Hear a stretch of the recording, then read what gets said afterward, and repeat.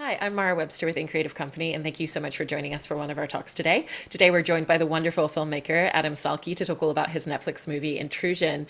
And I wanted to start by talking about some of the conversations that you had early on with Chris Sparling, who's the screenwriter of this, because you've mentioned how you were fortunate to have the opportunity to have rehearsals with your actors on this project, which isn't always the case, but that it was really important for you and Chris to sit down and to really understand a lot of elements of the genesis of the characters for him, some of the details that he'd written in or thought of off the page, and then for you to come in as a filmmaker and add some layers to that and add some details from your perspective. And so I was really fascinated and interested in what those early conversations with him were in regards to that prior to when you were going into rehearsals and then having similar conversations with your actors in the film. Great question. I love working with writers. I think it's one of the most enjoyable processes of making a film, maybe only second to working with actors, or maybe tied, we'll say tied. The first thing I do when I'm going to direct a script that I didn't write is I sit down with the writer and I ask them questions about the story, where it came from, who these characters are, and you never know what they're going to say. And very often that information can be very important in transitioning from going to pre-production to production and actually working with the actors and having a deeper understanding of the character, along with my own impressions of the character. Chris Sparling is one of those writers that actually does really have some great insights into his characters. And I definitely mined him for everything I could. And of course, we would talk before rehearsals and after, but one of the things that's interesting about this movie is that we shot during the fall of 2020, which was during the pandemic, and a lot of the original core creative team of the movie, including Chris and the producers, weren't allowed to come because we were supposed to have, as few people as possible there. So very often I would have conversations with Chris after rehearsals or before and just talk about specific scenes. And really, drill down on what was happening between the characters in those scenes. And if there was anything that wasn't clear, he would, clarify it for me and we would talk it through. So he was an incredible resource as we made the movie. And then when you were going into those rehearsals with Logan Marshall Green and Frida Pinto, who are your two main leads, what did you want to really utilize that time to focus on? Was it more about having specific conversations about a lot of scene elements and character details, or really just about building that rapport and chemistry between those two characters to bring us into right at the beginning of the film? So it's all of those things. The very first rehearsal actually that we did was just, we had lunch together, just to kind of meet and sit down and have a chance to get to know each other a little bit, because it was the first time we had all been in person in the same room. Pretty soon after the lunch, maybe it was we ate for about 30 minutes or something like that. I think could tell that we were all itching to just get into it. And I said, well, why don't we just, pull out the script and there's a couple of scenes I'd like to talk about. So it's really, it's first, it's building rapport. And then as a director, it's just getting a chance to see your two stars together and see how they interact. And then on top of that, there are practical considerations that you may have about certain scenes. So one might be, how is that scene going to be staged? Meaning, how are the actors going to move through the space? And so you want to get a sense of, how the scene might actually play out. So when you're at the location with the cinematographer and the AD, you can really look at the space that you have and figure out how things are going to translate. Because for me, preparation is everything. When I try to have the film basically completely edited in my head when I set foot on set, and the rehearsal process is a great way to make sure that those ideas are as formed as possible. So when you get there, you have a real plan. Of course, you can throw out the plan, because sometimes you get to set and the actor has a great idea, or the cinematographer has a great idea, or something isn't working as you originally thought and you kind of can't figure out why, and you have to redo things. But on a film, which is, on a schedule, on a budget, you do have to come in ready to kind of attack the day and make sure that you get everything you need. So the rehearsal process is a great way to get ready for that. And with the fact that you're talking about how you love to get so in depth with the preparation process, you've mentioned previously how working on Dare and I Smile Back, that was one of the big takeaways for you, was really focusing in and honing on a lot of elements to have that foundation and to have that plan, but then the looseness that you need once you're on set to adjust to things in the moment. What was kind of that trajectory and journey, and how has your pre-production process evolved over these few films and projects as you've realized the vitality for you in that being a lot of the foundation of everything that happens on set? Great question. It kind of, I was forced into that realization on Dare because we shot 6-day weeks. And for those people who might be listening that might not know too much or too much specificity about the production process, 6-day weeks is just a completely insane way to make a film.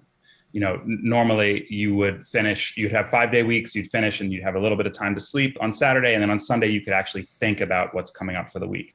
But on 6-day weeks, you can't do that. So on Dare, everything was like really very, very prepped up until like the 4th week of shooting, which was the last week of shooting. And by then it was like we were just scrambling and no one had ever been able to even take a breath.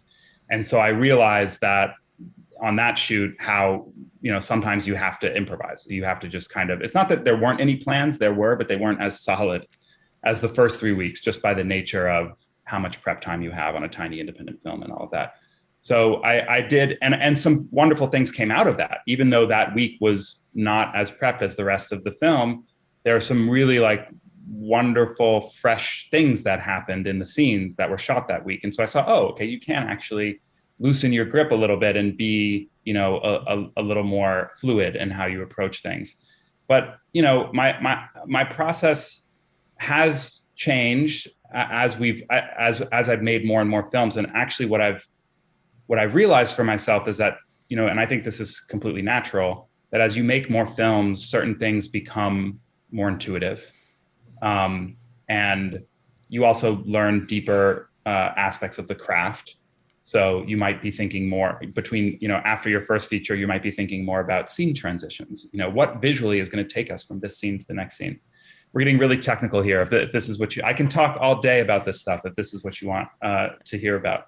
But you know, you do get your craft of directing gets more refined in that way, but you also get more comfortable. So you know, if we lose a location last minute and everything blows up and is not at all what I had planned or hoped for in my head when I arrive on that day, I'm not rattled by it. You know, I mean, I can get to the location and just say, all right, well, we're going to do it this way, or hey, we've never set foot on this location before. You know, what is driving these characters emotionally in this moment? And maybe the scene could take place over here, even though we have never even really planned that. And I think that's just part of the joy and terror of filmmaking, of the filmmaking process. And you have to kind of just be willing to go for that ride. And I find it to be exciting. And very often those moments where you get rattled and unexpected things happen is when the so-called happy accident can happen in your filmmaking process, and you can come out with something that's, you know, special and different than you were even expecting.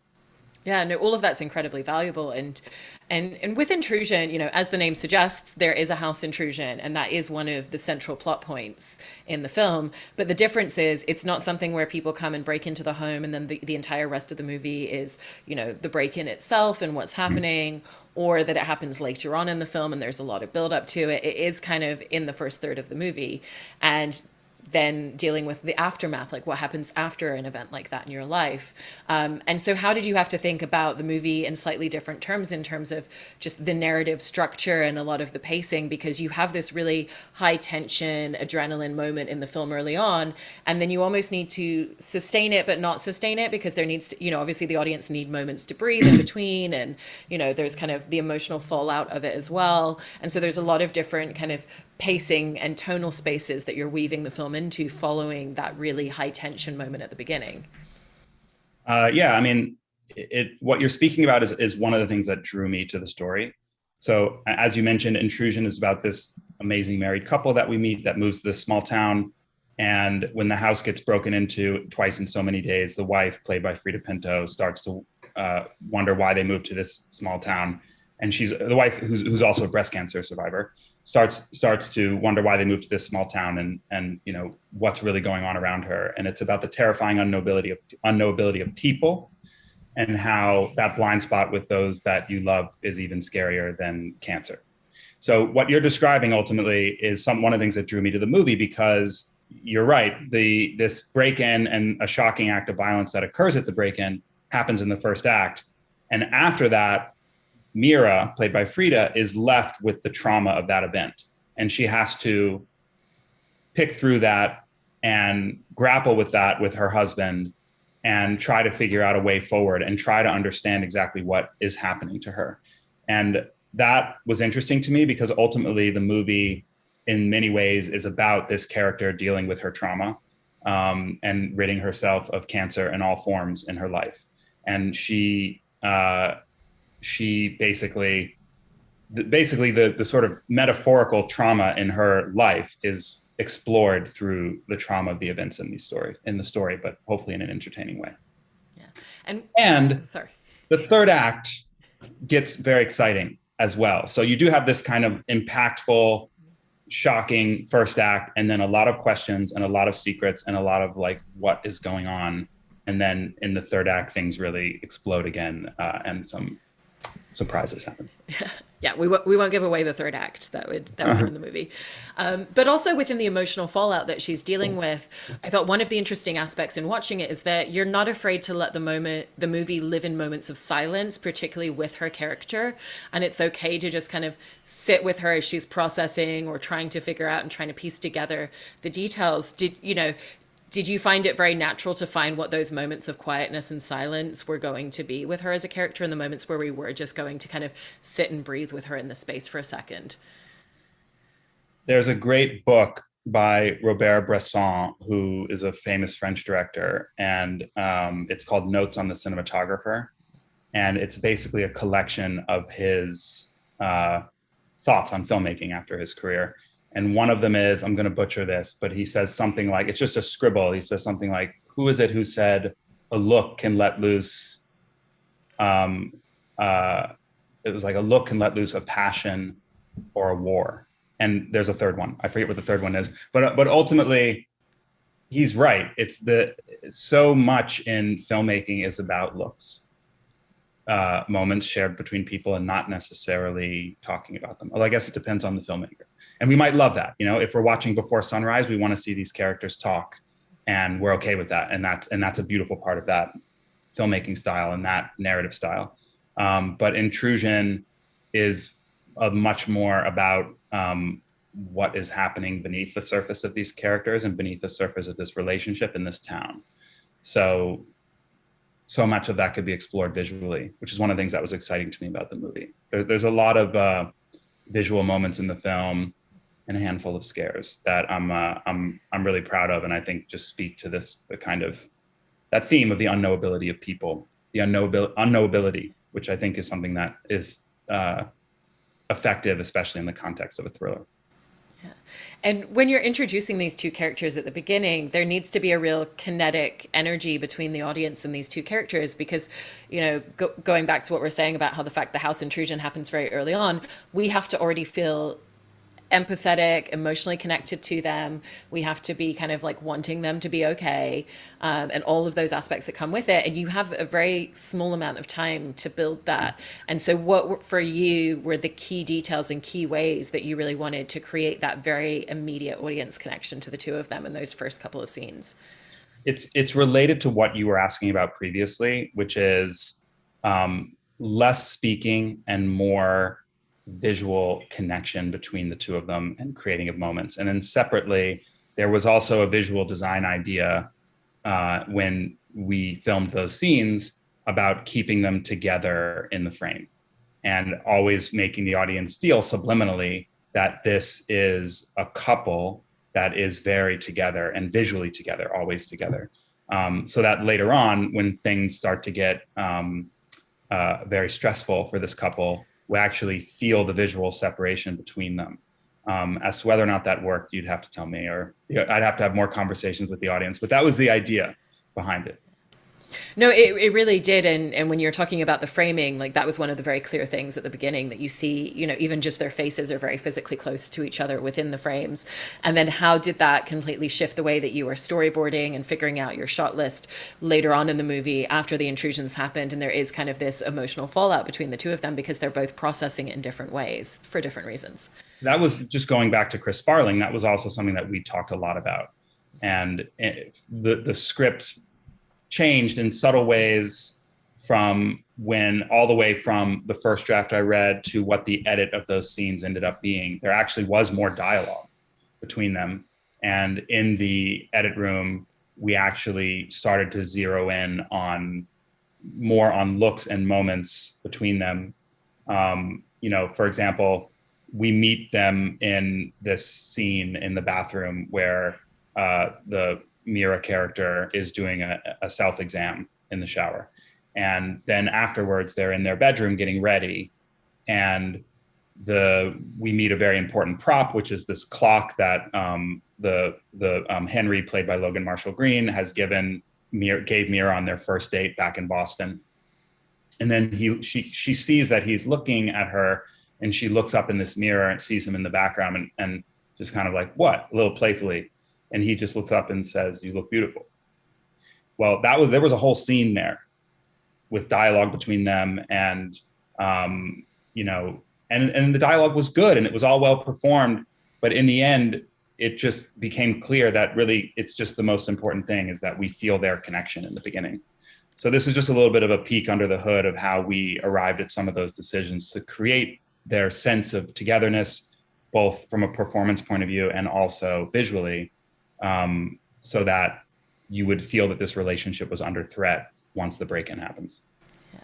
And the film also, following the intrusion, gives us the opportunity to question a lot of the characters in different ways and to really question people's motives, what their involvement might have been. And one of the characters that we get the opportunity to question is Henry. And so was there a challenge in creating a character where, you're building all of that connectivity at the beginning, like you were talking about, but you're still also creating a little bit of mystique for narrative purposes? Yeah, for sure. It's always a question of when do we know? What do we know? And how to kind of deliver that to the audience. I think one of the things that was essentially my secret weapon there is Logan Marshall Green himself, because Logan he's a chameleon. He's different in everything that he's in. As an actor, he looks different. His gait is different. He really transforms into whatever he's playing, and so I knew that the audience wouldn't have like that immediate connection to him in the same way that they would have with Frida, because Frida has just had a very clear, iconic entry into people's minds through Slumdog Millionaire. It's like everyone knows that face. But with Logan, it's a little more mysterious. So I think as an actor, it's hard to sort of put a read exactly on who he is or what to expect from him. And that played into who the character of Henry was. And you were talking earlier about within the rehearsal process, how part of that was blocking out certain pivotal scenes. And obviously the house intrusion itself is very intricately choreographed in terms of where you have the actors moving in a frame, where the camera's going, and also what details we see as an audience and when. We don't know everything up front, and we're very much seeing pieces of information as Mira is seeing them. If she hasn't seen round a corner yet, we haven't necessarily seen round that corner yet. Sure. And you also really bring us in a lot of different spaces in the house. You're kind of, we start downstairs, we move through some of the different rooms, and then we go upstairs and then go all the way out to the balcony and then outside into the driveway as well. And so what was that journey of really mapping out all of those elements and at the same time still making sure that it was doing everything that you were talking about before, where we're really coming into this from a place of character at every point in that scene?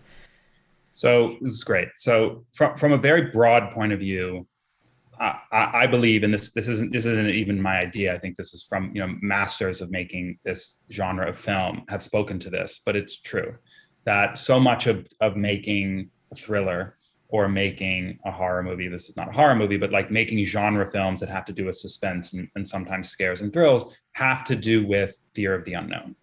And that you can look at that from every dimension. You can look at that from a character's point of view.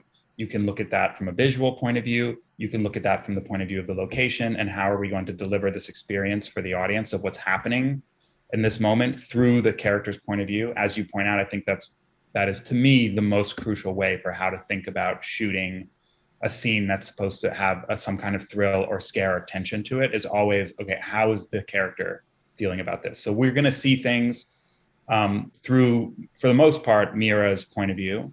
And then also separately, just from a design idea, a lot of that, some of it, had to change to fit the location, but the sequence of what happened was pretty intact in Chris's script.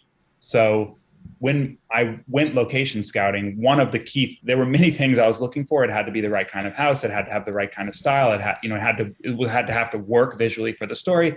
But at the same time, I knew in my head that these sequences that were very detailed in Chris's script had to work in those locations.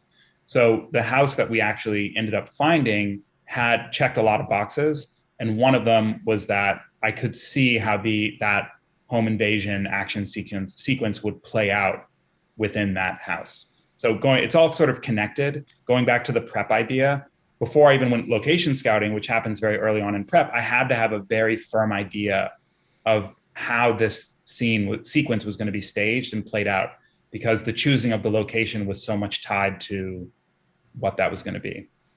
And I also just have to share separately that it's a little bit off topic. It's connected, but basically, obviously this is a Netflix movie. And so people are going to watch it streaming in their homes, which is a wonderful thing.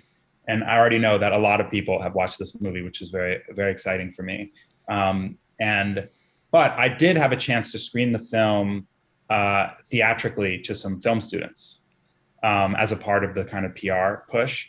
And it was so much fun to see it theatrically. And I will say that there's a moment in the home invasion sequence, I'm not going to give away too much, involving the Henry character and a gun. And in that moment, this audience clapped. So there was like a real, oh my God, there's this sort of surprising moment that happens and people were totally surprised by it and then were enjoying that. So it was really fun. It was really, really fun to see how it played with an audience. I love that. And then lastly, as a filmmaker, you started out working as a PA on a lot of different types of projects even, and You've researched me. I have. And other departments as well, from the camera department to editing. And I think it's so wonderful to have such a broad facet of experience as a filmmaker, because it gives you that opportunity to understand, if I'm asking someone to do something for me on set or pre-production, this is what I'm actually asking them to do. And I know all of the background of what that entails. And I know how realistic certain things are, because there's always the adage of, champagne taste with a beer budget that comes into play. And I have that doesn't problem. always line up. I think it's totally fair and given for every filmmaker a little bit. But you really have that understanding from your experience of what you're asking people to do on set, which I think is a really key thing as a filmmaker that isn't often thought about as one of the skills that's a really valuable attribute. And so just kind of lastly wanted to ask about how you've really found that having that broad cross-section of experience across different departments on a film set has really given you such a great and intricate understanding, and how that really helps you with your interpersonal relationships with your crew and your collaboration and working dynamics. So I love being on set. Not a lot of directors do. Some directors are trying to survive production, to just get into the edit room where it's quiet and it's just you and the material and you can stitch together the movie. I love that. I love all parts of the process. I love that too, but I love being on set. And one of the reasons is, as you pointed out, I started as crew. So in New York, I moved back to New York after college, and I was a PA, additional PA on How to Lose a Guy in 10 Days or Less, that Matthew McConaughey movie. I was a grip and truck driver on a micro budget indie movie. I worked in camera department. I AD'd a couple of small things. And what that did is it really made me, yes, it allowed me to appreciate what all the departments do and how they work, but it also made me comfortable setting foot on set. So when from the very beginning of my directing career, set was a comfortable place to be because I knew it. So I highly recommend people who are starting out get some production experience. Every time you'll do it, you'll get, deeper insights into the filmmaking process and how it all works. And also maybe some insights in what you want to do. So for example, I learned that, and I'll just admit it, I'm not the best PA. I'm just not the best PA. I tried very hard, but there's something about I think the best PAs are able to sit there and do absolutely nothing for 3 hours, and then all of a sudden be able to have some very complicated and essential instructions come to you, and to be able to be completely on it and sort of capable and responsible in that moment. And I find that the 3 hours of doing nothing to be extremely challenging for me personally. So I would learn, oh, I'm not probably going to work my way up as a PA because I didn't excel at it. But I did get really valuable experience doing it and doing all the positions. And of course, just gaining even more and more respect for crew, which is worth pointing out that obviously the IATSE union right now is working to get their deal together. And I hope that will happen, because there's no doubt that film crews are just the most amazing, most inspirational group of people. They can accomplish anything in the most complicated circumstances and really create art while doing that. And nothing was more true than that on this film, because we shot during the pandemic before vaccines, and the crew showed up every day and was just responsible and creative and safe and just spectacular. So, this is my support for IATSE, and I hope that the right thing happens in their contract negotiation. 100% wholeheartedly, could not agree more. And thank you so much for sharing all of this about the movie. Hopefully people will check it out on Netflix. Yes, And thank you so much, Intrusion on Adam. Netflix. Thank you so Thank you. much. Thank you so much for that, Adam. That was great. Yeah, I really enjoyed talking to you.